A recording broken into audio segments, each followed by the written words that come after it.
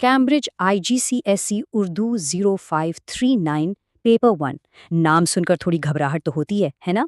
इम्तिहानात का दबाव अपनी जगह, लेकिन आज की ये वजाहती नशिस्त ख़ास तौर पर उन तमाम उम्मीदवारों के लिए तैयार की गई है जो आखिरी लम्हात में बेहतरीन तैयारी की तलाश में हैं।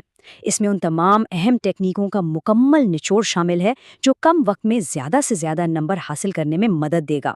तो चलिए, बगैर किसी ताख़ीर के सीधा काम की बात पर आते हैं।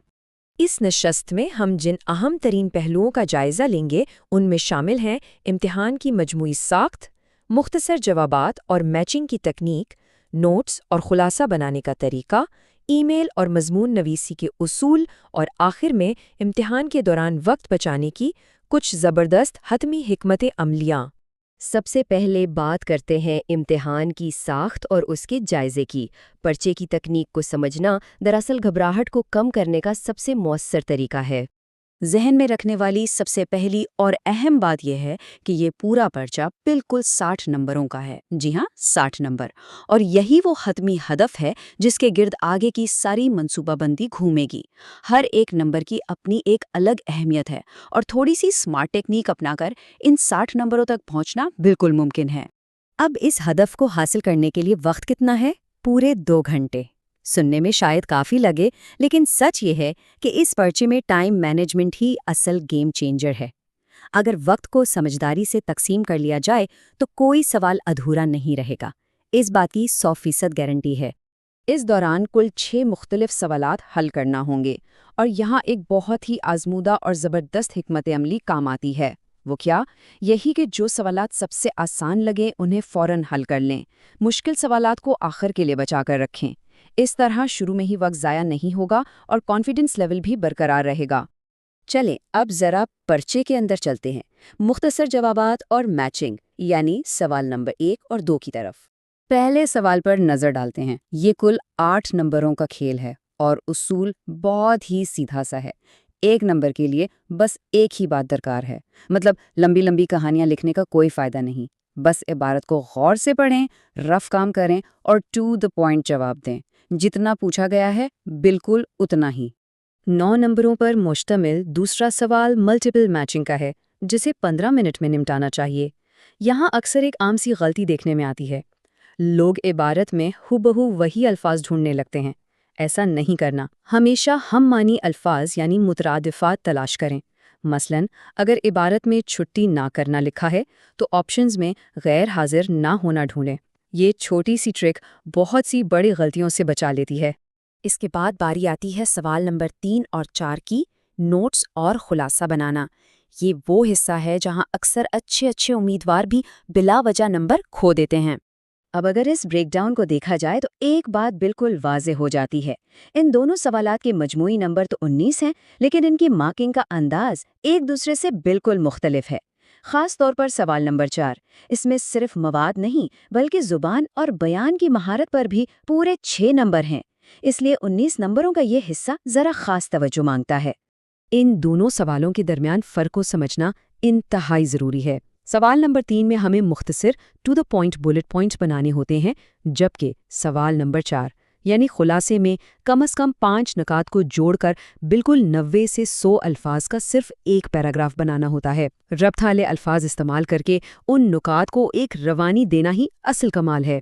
यहाँ एक बात बिल्कुल पल्ले बांध लें। ज़राए की तरफ से एक बहुत सख्त वार्निंग मौजूद है। सवाल 3 के नुकात को कभी भी, जी हाँ, कभी भी हूबहू कॉपी करके सवाल 4 में मत लिखें। कैम्ब्रिज इन दोनों को बिल्कुल अलग स्किल्स मानता है। अगर कॉपी पेस्ट किया तो समझें नंबर गए। हमेशा अपने अल्फाज इस्तेमाल करने हैं। अब हम पर्चे के सबसे अहम हिस्से की तरफ बढ़ते हैं, ईमेल और मजमून नवीसी, जो कि सवाल 5 और 6 हैं। सवाल नंबर 5 दरअसल एक फंक्शनल ईमेल है। इसमें फॉर्मेट के अलग से नंबर होते हैं।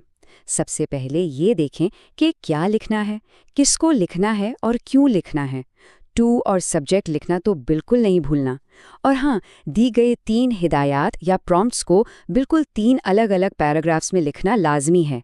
यही चीज़ इसे एक मुस्तनद ईमेल बनाती है।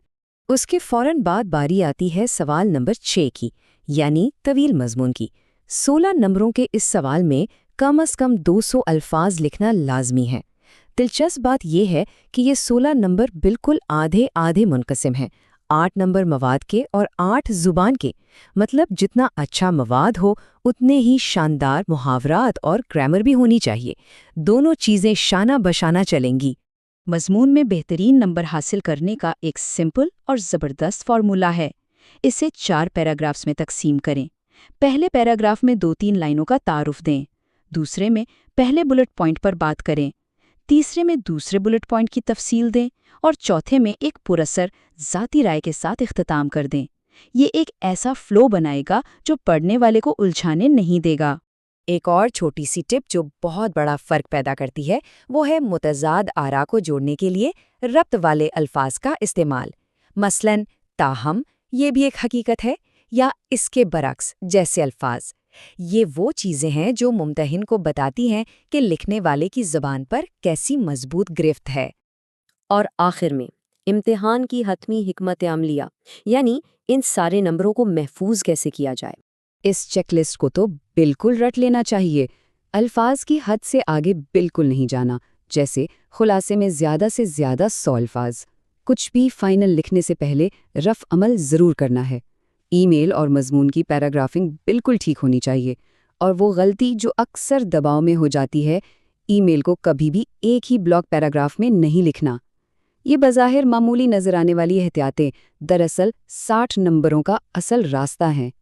تمام ذرائع کا سب سے بڑا اور اہم مشورہ یہ ہے کہ امتحان کے آخری 10 منٹ ہر حال میں پرچے پر نظر ثانی کے لیے بچا کر رکھیں۔ یہ 10 منٹ دراصل پچھلے 1 گھنٹہ 50 منٹ کی محنت کو ضائع ہونے سے بچانے کے لیے ہیں۔ اس وقت میں چیک کیا جاتا ہے کہ کوئی ہدایت مس تو نہیں ہو گئی، کوئی فارمیٹنگ تو نہیں رہ گئی۔ اس مکمل، منظم اور مرحلہ وار خاکے کے بعد اب گھبراہٹ کی کوئی گنجائش نہیں بچتی۔ اب سوال صرف یہ ہے کہ ان تمام شاندار حکمت عملیوں کو جاننے کے بعد امتحان کے آخری گھنٹے کا وہ کون سا بہترین استعمال ہوگا جو 60 میں سے 60 نمبروں کی 100% ضمانت دے سکے۔